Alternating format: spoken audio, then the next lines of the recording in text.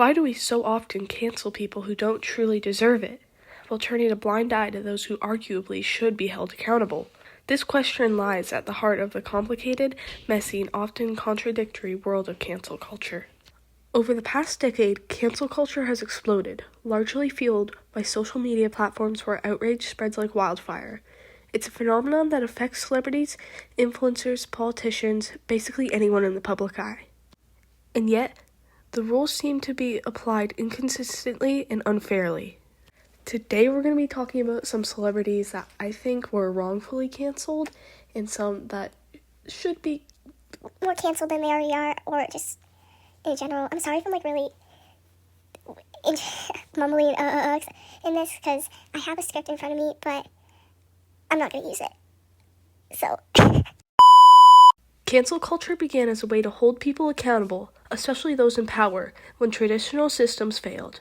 Social media gave ordinary people a voice and a platform to call out abuse, discrimination, and harmful behavior.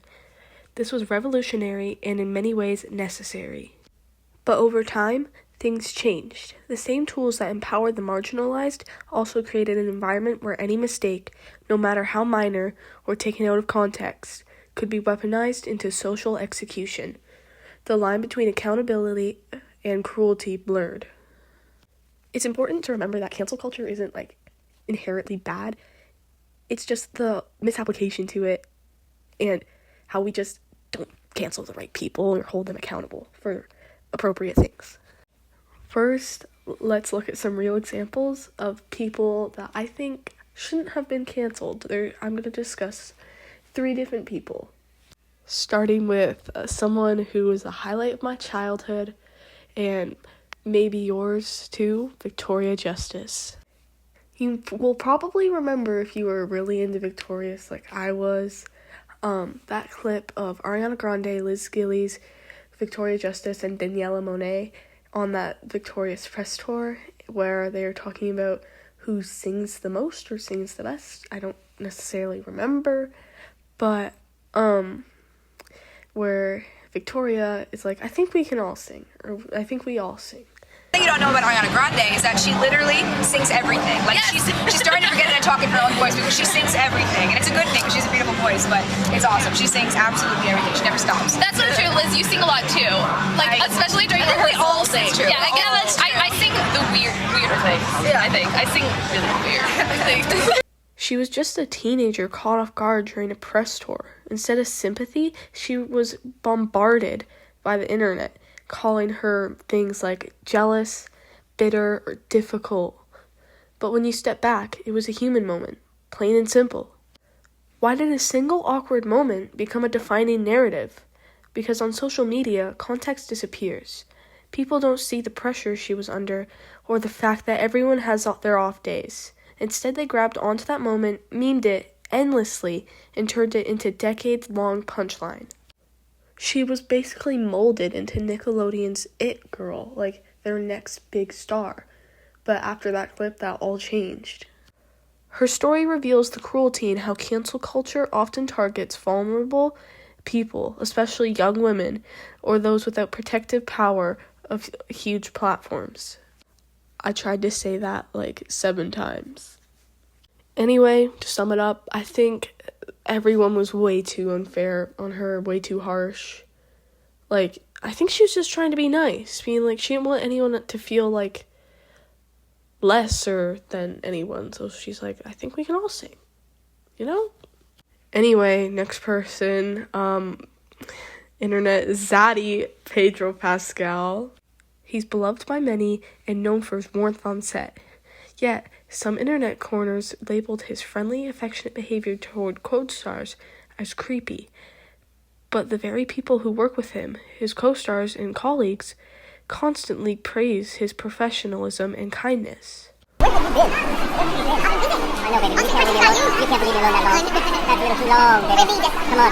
Very codependent. Just like I'm very codependent on film. This is wrong for a number of reasons. I'm a little drunk.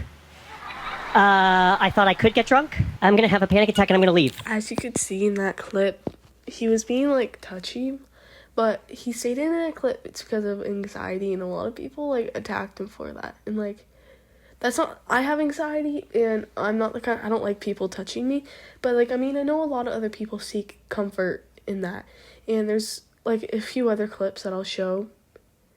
These are gorgeous. I think that's my favorite image so far. I've never really done before, and he sent me this very long.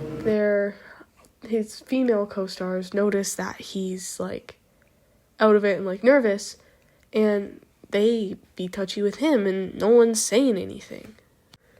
This shows how cancel culture can be fueled by selective editing and clips without context. Everyone is so obsessed with anything that can ruin someone's career or cancel them, and they weaponize innocent behavior, dismissing facts and first-hand accounts in favor of sensational headlines.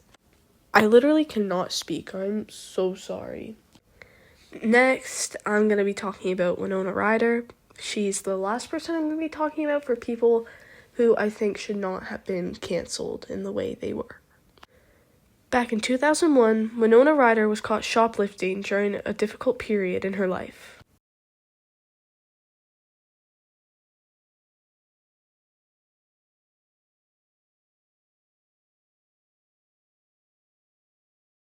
The response? Brutal media backlash, blacklisting, and public shaming.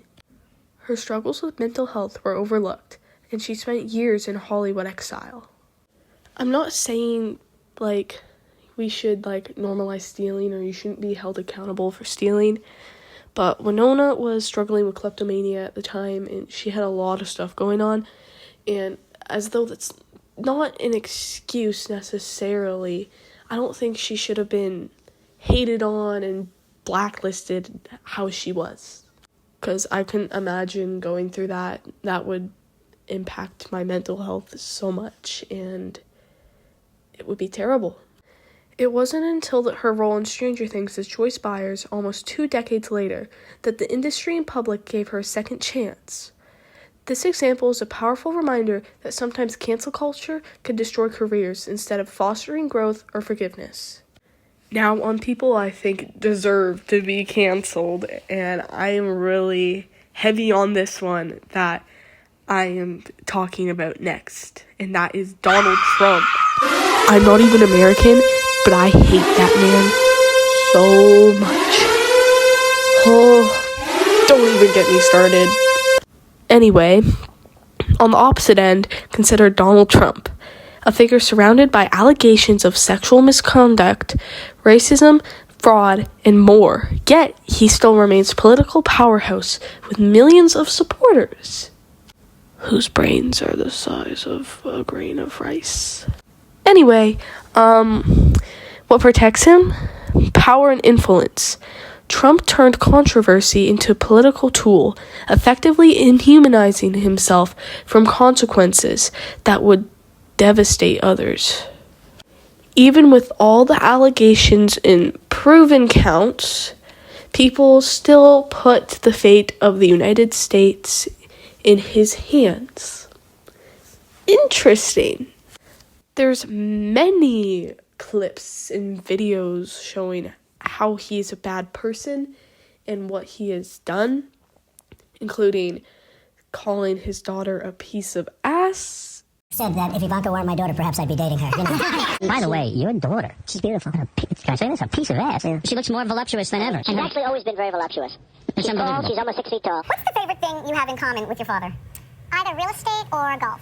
Donald, with your daughter? Well, I was going to say sex, but I can't relate that.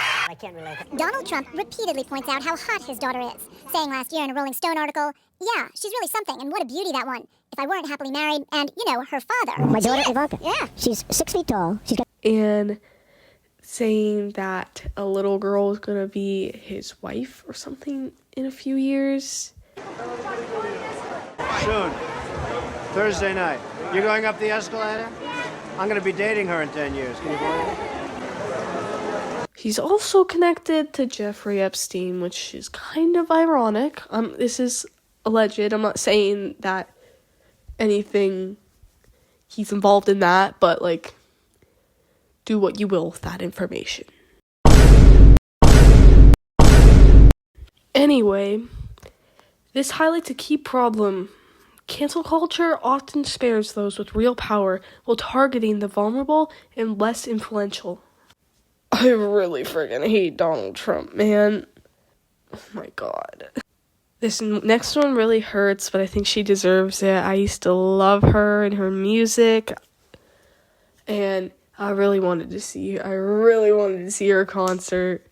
That recently happened because it looked amazing, but Katy Perry. Katy Perry faced backlash over cultural insensitivity and offensive portrayals, yet she remains a chart-topping artist.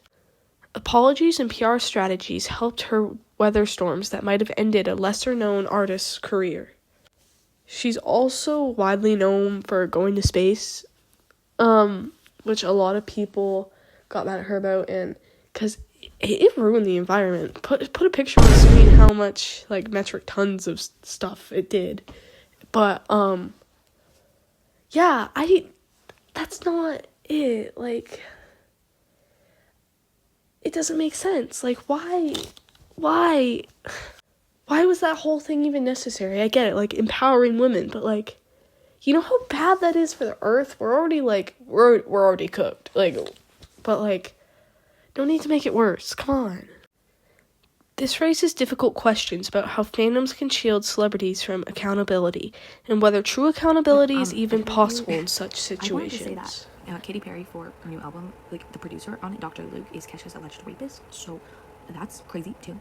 The last person that I'm going to talk about that I think should be canceled is Nicki Minaj, one of my favorite female rappers. It sucks, I know, but I think she should be canceled. Barbs, don't attack me, please.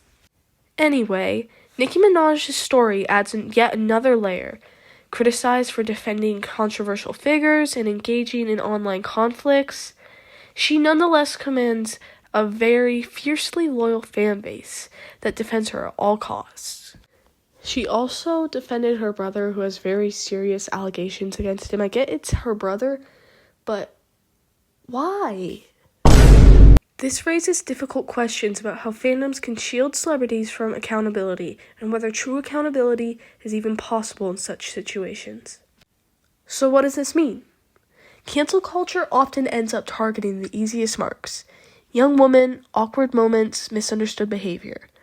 Meanwhile, those with power, influence, or large fan bases often escape meaningful consequences. The truth is, cancel culture frequently becomes less about justice and more about performative outrage, a way for people to feel empowered without engaging in the harder work of systemic change.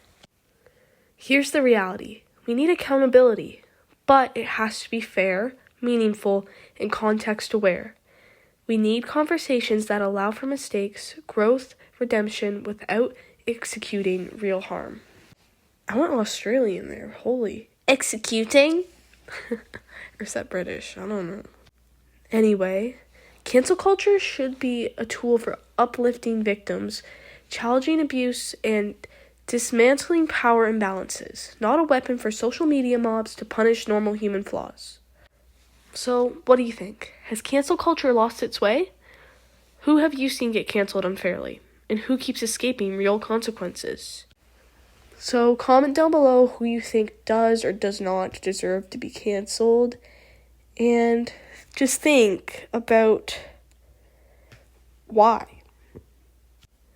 Don't forget to like and subscribe. I know everyone says that, but, you know, just a little reminder if you, enjoyed the video. If not, it's fine. You can click off, scroll away, never see me again. Block me if you want.